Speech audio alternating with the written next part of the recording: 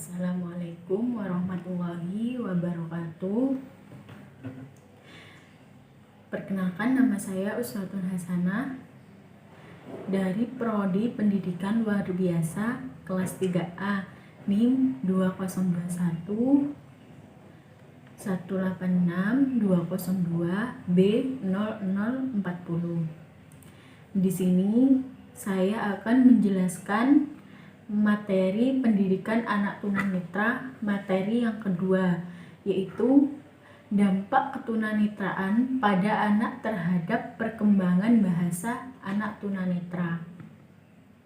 Tunanetra harus memiliki kemampuan dan bersemangat untuk meningkatkan kemampuan bahasa yang dimilikinya untuk melakukan dan terlibat dalam proses komunikasi. Nah, hal ini penting agar tunanetra memiliki tempat yang layak, baik itu di rumah, di sekolah, di masyarakat, dan atau dimanapun tunanetra itu berada.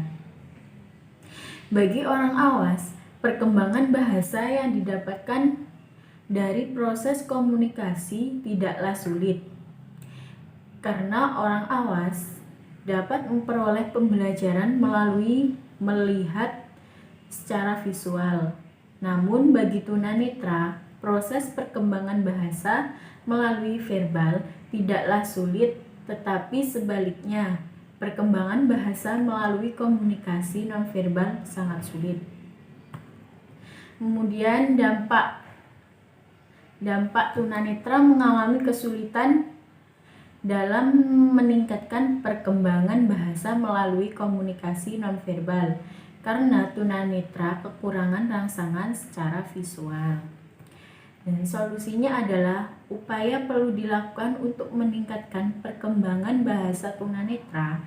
Maka dari itu, orang tua, guru, masyarakat, dan pemerintah harus bekerja sama memberikan inspirasi, motivasi, dan kesempatan penuh pada tunanetra untuk beraktualisasi diri dan bereksistensi sesuai dengan kapasitas dan kelebihan-kelebihan yang dimiliki tunanetra, terutama dalam perkembangan bahasa, baik secara verbal maupun nonverbal.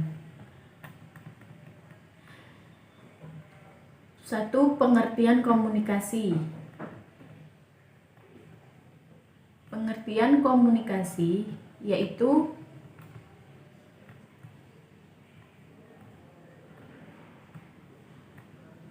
komunikasi merupakan aktivitas satu pihak yang mana keaktivitas berasal dari pihak lain sehingga terjadi pengaruh mempengaruhi.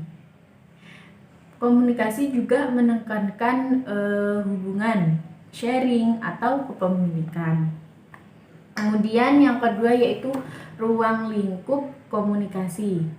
Tunanetra dalam berinteraksi sosial dengan masyarakat dengan cara menciptakan pola-pola hubungan, misalnya kelompok pramuka, grup musik, anggota teater, dan lain sebagainya.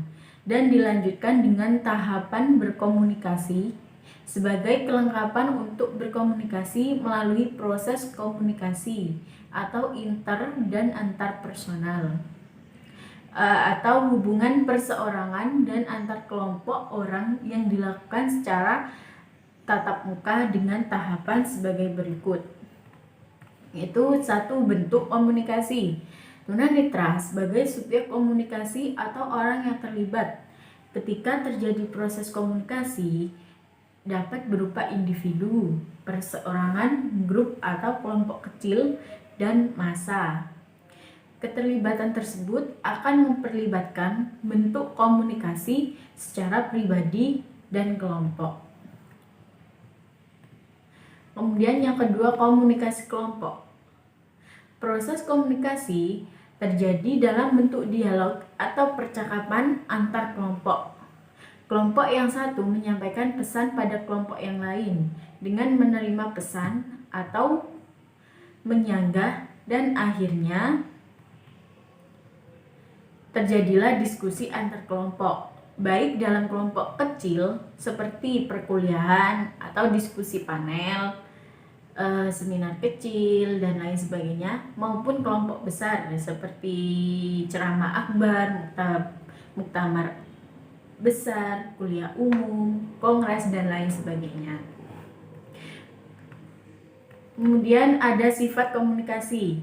Sifat komunikasi, tunanetra dapat melakukan komunikasi dengan berbagai cara, yaitu berbentuk lisan atau ucapan, tulisan braille, gambar, simbol, kode, atau isyarat tubuh, baik secara verbal maupun non-verbal.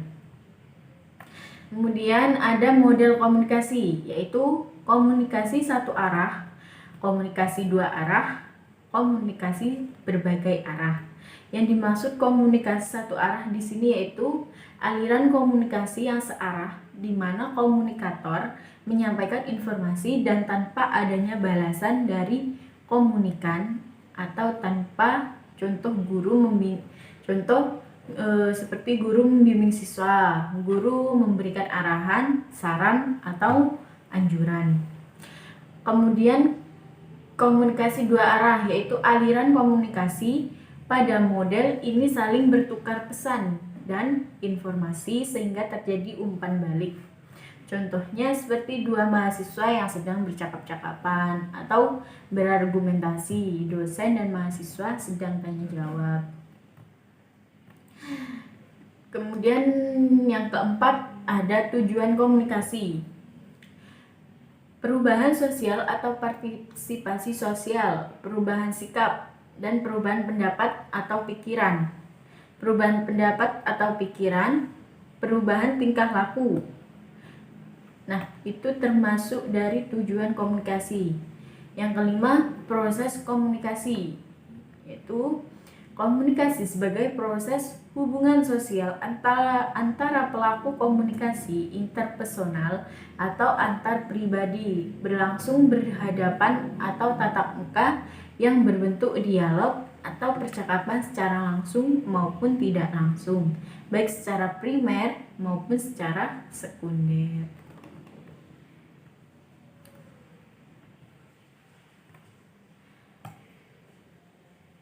Nah, itu tadi materi yang saya sampaikan.